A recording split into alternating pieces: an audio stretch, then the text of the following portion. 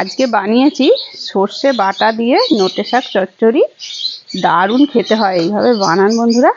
দেখুন ফুল ভিডিওটা, like share comment করে জানিও কীরকম হয়েছে। নমস্কার বন্ধুরা, রূপা রান্নাঘর উইথ ভিলেজ ফুডের তরফে আপনাদের সকলকে রইল অনেক অনেক স্বাগত। যে যেখান থেকে ভিডিওটা দেখছো তাদের সকলকে রইল অনেক ভালোবাসা, বড়দের রইল অনেক অনেক প্রণাম। নতুন এখন সজনা ডাঁটা, আর এই সজনা ডাঁটা দিয়ে নতুন এখন নোটের শাকের চচ্চড়ি বানান। দারুণ স্বাদ হয় বন্ধুরা, তার সাথে সর্ষে বাটা। জ্যান্ত পুকুরের মৌরলা মাছ, আর এই মাছ দিয়ে বানাবো করলা চচ্চড়ি বা উঁচি চচ্চড়ি নোটে শাক দিয়ে সব রকম সবজির সাথে। মাছটা আগে থেকে লবণ মাখিয়ে রেখেছিলাম, দিয়ে দিচ্ছি হলুদের গুঁড়ো। কড়াই সর্ষের তেল দিয়ে দিচ্ছি, মাছগুলো ভেজে নেব।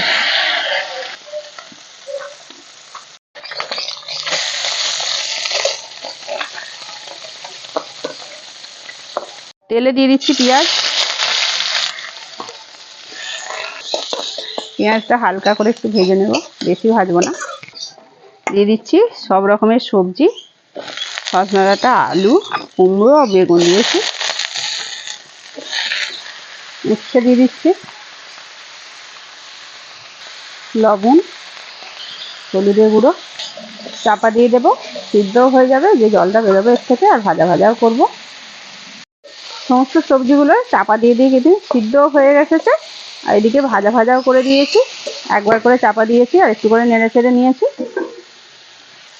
এবারে দিয়েছি নোটের শাক। এইভাবে উচ্ছে বা করলা দিয়ে নোটের শাকের চচ্চড়ি বা করলা চচ্চড়িও বলতে পারে, বানালে কিন্তু খুবই ভালো লাগে।